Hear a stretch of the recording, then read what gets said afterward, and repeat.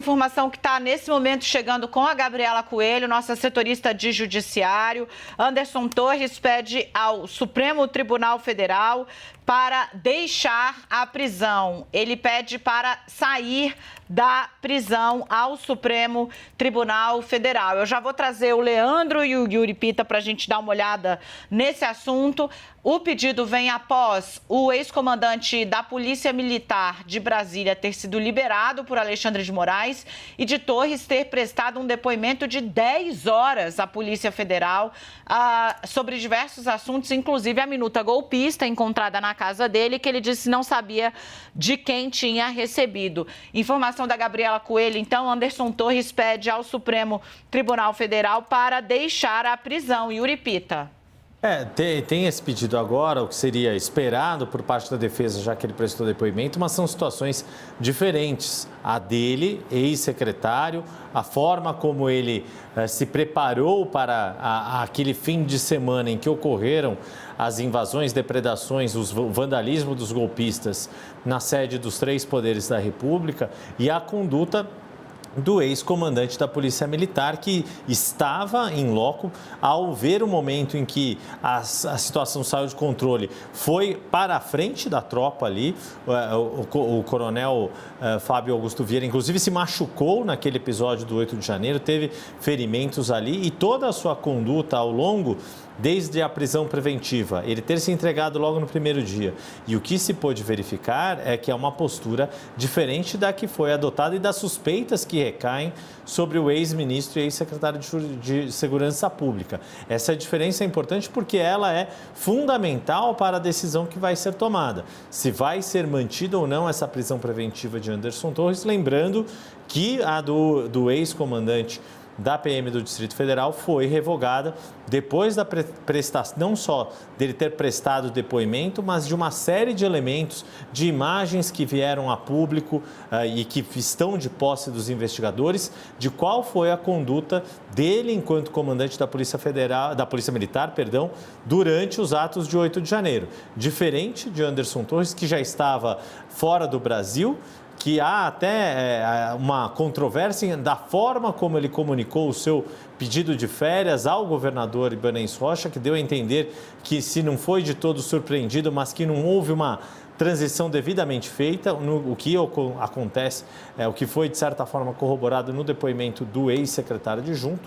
Enfim, tem situações bastante diferentes, não é porque ambos já prestaram depoimento, já prestaram seus esclarecimentos e já há uma série de avanços nas investigações que os pedidos devem ser atendidos da mesma forma. E tem uma questão crucial, a minuta do estado de defesa encontrada na casa de Anderson Torres durante as buscas após a decretação da prisão preventiva. A grande questão é se Anderson Torres preso ou solto ainda teria condições de embaraçar as investigações. Deixa eu já chamar para cá a Larissa Rodrigues, que está prontíssima aqui também, já que o personagem ela conhece bem, era secretário de Segurança do Distrito Federal. A grande questão é, Anderson Torres ainda pode prejudicar as investigações?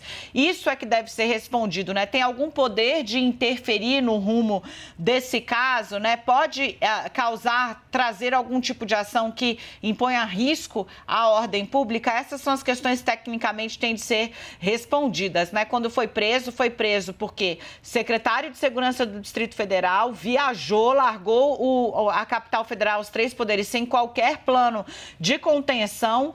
Na batida, antes dele retornar, encontrado uma minuta golpista, então havia ali uma série de questões que precisavam ser explicadas e agora ele está tentando convencer o ministro Alexandre de Moraes de que ele não representa mais risco à ordem pública. Lari, volto com você.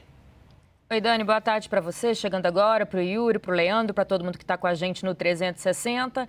Eu ouvi 2 versões disso hoje pela manhã. Estava até falando com algumas fontes também do Distrito Federal, da situação do Ibanez, que a gente também vai abordar mais à frente, e de que a defesa de Anderson Torres acredita que tudo que ele poderia fazer, na opinião da Justiça, para atrapalhar as investigações, não seria mais possível. Que ele já prestou esse depoimento, que inclusive já foi feito buscas e apreensões investigações, operações pela Polícia Federal e que ele estaria colaborando no sentido de que colocou à disposição todas as informações, inclusive depois de 2 negativas, numa terceira tentativa prestou esse depoimento longo, a gente lembra, durante toda a quinta-feira passada, junto à Polícia Federal. Mas, por outro lado, o que eu ouvi em especial do governo federal é de que qual seria o recado ao se colocar Anderson Torres nas ruas. O recado de que tudo teria passado e que ele pode permanecer em liberdade.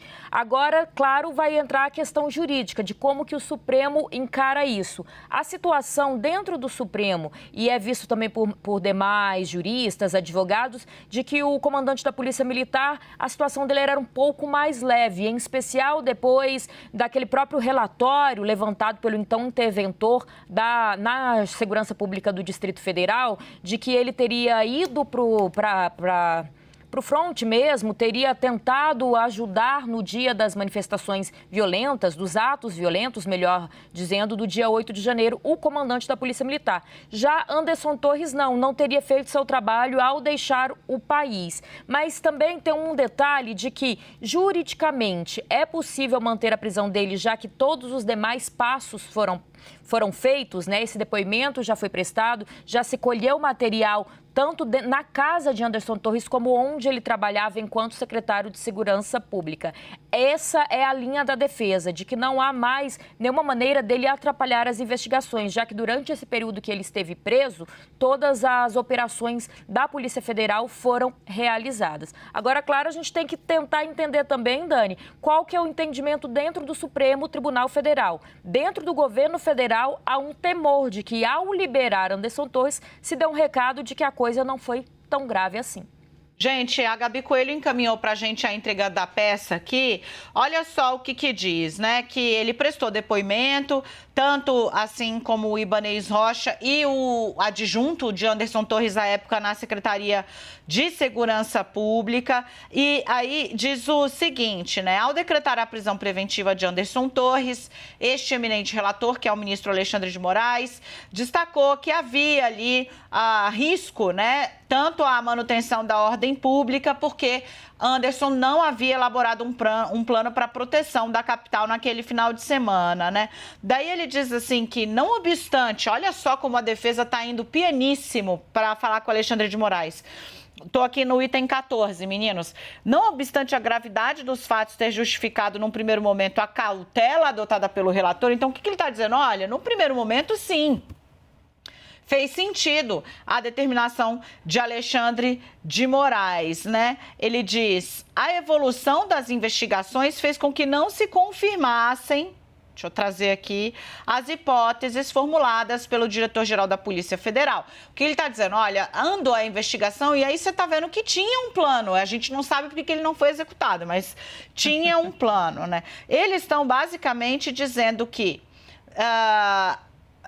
até o momento, né, não há prova, exigência que mantenha a motivação legal para a prisão. Como eu disse, né, para você manter uma pessoa em prisão preventiva, ela precisa representar um risco à ordem pública, um risco à ordem do processo, ela precisa ter meios para interferir nas investigações. Anderson Torres, ele foi exonerado do cargo de secretário de Segurança Pública e, portanto, não tem mais qualquer tipo de ingerência formal com as forças do Distrito Federal, né? Os advogados basicamente trabalham com essa tese, né? De que a omissão atribuída a Anderson Torres se resume ali a uma falta de preparação para os atos criminosos anunciados, que depois disso, né?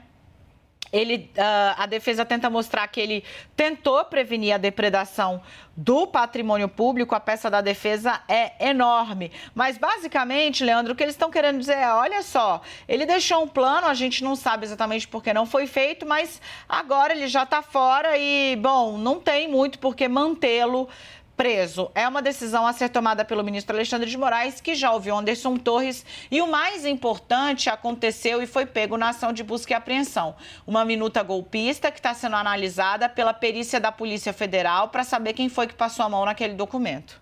Dani, o Rodrigo Rocha, né, que é um dos advogados que atua aí na defesa do Anderson Torres, ele já havia sinalizado que depois do ex-ministro falar, a Polícia Federal, enfim, falar, porque a primeira vez ele ficou em silêncio, mas depois disso ele já não via nenhuma necessidade do ex-ministro continuar preso. Mas chama a atenção ainda, né, que além de expor de novo que o plano de segurança do Distrito Federal estava feito, agora, né, pedindo efetivamente a revogação da prisão, a defesa cita ali a possibilidade de que sugere, né, que o ex-ministro ou fique com o monitoramento eletrônico, que é a tornozeleira eletrônica, né, que enfim, vários casos a gente já conhece de pessoas que saem desse regime fechado e vão para tornozeleira eletrônica, ou que seja ali colocado o recolhimento domiciliar em determinados horários e dias. Fato é que a situação do Anderson Torres, ela se complicou depois que o relatório final da intervenção federal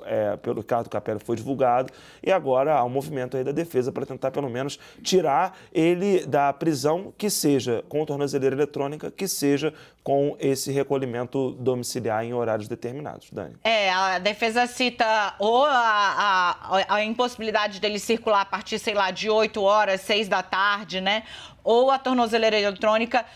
Como a gente disse, fica muito claro, Yuri, que eles estão indo pianinho para o Supremo, pianinho, mostrando ali, rebatendo, trazendo os argumentos e, inclusive, colocando eles próprios a tornozeleira como uma opção para que ele possa sair da cadeia. Exato. Além de criar essas condições para dizer que ele não ofereceria mais riscos à condução das investigações, e também já há algumas linhas de defesa de Anderson Torres no mérito propriamente dito. Ao expor que antes de viajar de férias teria elaborado este plano, teria encarregado o seu ex-secretário adjunto da responsabilidade de cuidar deste plano na sua ausência, embora tenha dito que faça menção que essa comunicação da ausência foi feita no dia 5. Ele viajou no dia 6. Diante de um cargo de tamanha responsabilidade como Secretaria de Segurança Pública, diante de todo o clima que estava presente em Brasília, a preocupação que havia na posse, deu tudo certo no dia 1º de janeiro, mas ainda havia a presença dos acampamentos diante do quartel-general do Exército.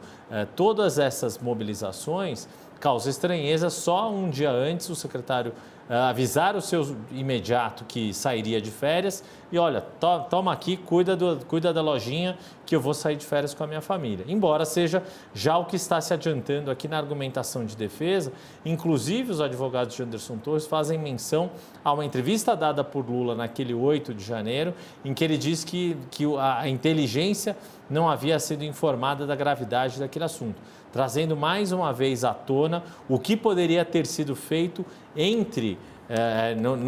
nas horas que antecederam o vandalismo golpista de 8 de janeiro, não só por parte dos órgãos de segurança do governo do Distrito Federal, mas também os órgãos de segurança e também as próprias Forças Armadas e órgãos de inteligência vinculados ao governo federal.